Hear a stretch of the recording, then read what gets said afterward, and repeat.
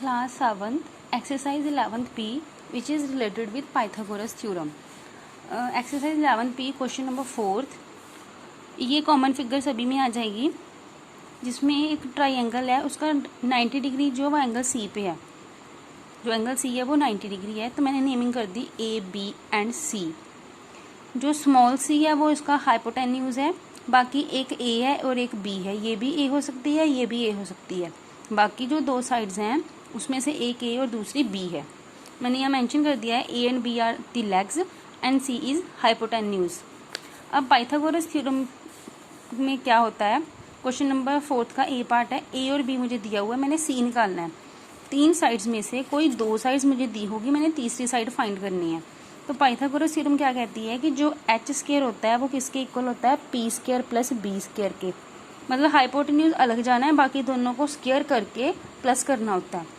तो मैंने c square equals to a square plus B square लिख दिया। ए की वैल्यू थी 6, बी की वैल्यू है 8। 6 का स्क्वायर का मीनिंग क्या है, 6 × 6। 8 स्क्वायर का मीनिंग 8 × 8। तो 6 6 था 36, 8 8 था 64। 36 प्लस 64 बन गया 100। अब जो 100 है वो कैसे आता है, 10 10 सा 100 होते हैं। तो मीन्स कि 100 का स्क्वायर रूट कितना आ जाएगा, 10। तो सी कितना आ गया मेरा, 10। अभी इसका सी पार्ट देखो, 4th क्वेश्चन का पार्ट नंबर सी। बी और सी दी हुई हैं, अब इनमें से एक साइड और सी दिया हुआ है, तीसरी साइड फाइंड करनी है।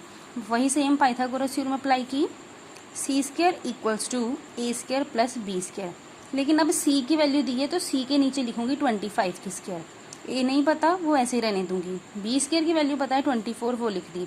25 का स्क्वायर मतलब 25 × 25 आपने करना है, तो उसका आंसर होता है 625। और 24 की स्क्वायर का मतलब 24 × 24, तो आंसर आएगा 576। अब जब ये उधर जाके माइनस हो जाएगा तो आंसर इसका माइनस होकर आ रहा है 49, दैट इज ए स्क्वायर आ रहा है 49।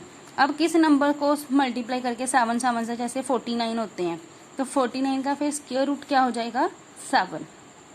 तो ऐसे आपने 4th के बाकी पार्ट्स करने हैं। नेक्स्ट है क्वेश्चन नंबर 5, जिसमें हमें ना 3 साइड्स दे रखी हैं। बस ये पूछा है कि क्या ये राइट एंगल ट्राइंगल की साइड्स हैं, यस और no. 5th question part number A, 3 जो हमें नंबर्स दिए हुए हैं वो है 12, 16 एंड 20। बस ये 3 नंबर दिए हैं।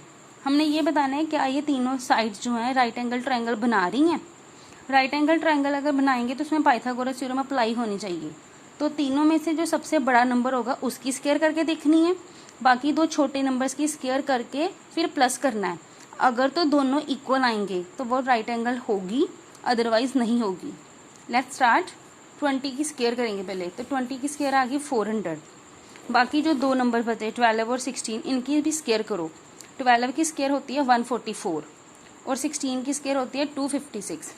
तो मैंने यहाँ पे 12 स्क्वायर प्लस 16 स्क्वायर किया, 144 प्लस 256 प्लस करके आंसर आया 400। इसका भी 400 आया था, ये भी 400 है। तो दैट मीन्स दोनों साइड्स इक्वल आ रही हैं, तो hence it forms a right angle triangle.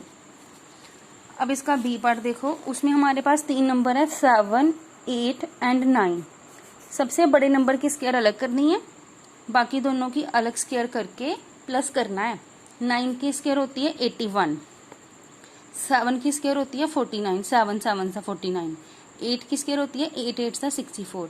लेकिन इसको तो प्लस करके 113 आ रहा है और यहाँ पे 181 आ रहा है, तो दोनों इक्वल नहीं आए। इक्वल टू को क्रॉस किया हुआ है कि मतलब नॉट इक्वल, देयरफॉर ये तीनों नंबर्स जो हैं does not form a right angle triangle. ऐसे ही आप 5th के बाकी पार्ट्स चेक करोगे कि उनमें से कौन से number right angle triangle form कर रहे हैं। अब क्वेश्चन नंबर 8 है, जो कि स्टेटमेंट सम है, जिसमें रेक्टेंगल दिया हुआ है और उसकी साइड्स हैं। सबसे पहले मैं रेक्टेंगल ड्रॉ कर रही हूँ, A B C D name दिया, ये उसका हो गया डायगोनल। अब रेक्टेंगल की साइड थी 12 मीटर और 5 मीटर, एक 12 होगी एक 5 होगी। तो अगर मैं इसको देखूं तो ये मेरा ए बी सी जो है वो राइट एंगल ट्रायंगल नहीं बन रहा, जिसमें जो ए सी है वो हाइपोटेन्यूज का काम कर रहा है और ये दोनों बाकी लेग्स होगी, एक बेस हो गया एक परपेंडिकुलर हो गया।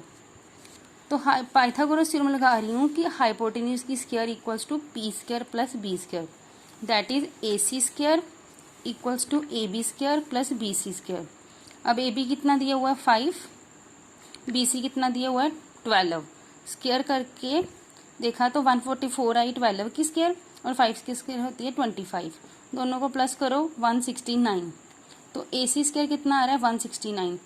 तो 169 किसका स्क्वायर होता है 13 का। ये आपको लर्न रखने पड़ेंगे कि जो 121 होता है उसका स्क्वायर रूट होता है 11, जो 144 होता है उसका स्क्वायर रूट होता है 12, ऐसे ही 169 का स्क्वायर रूट होता है 13।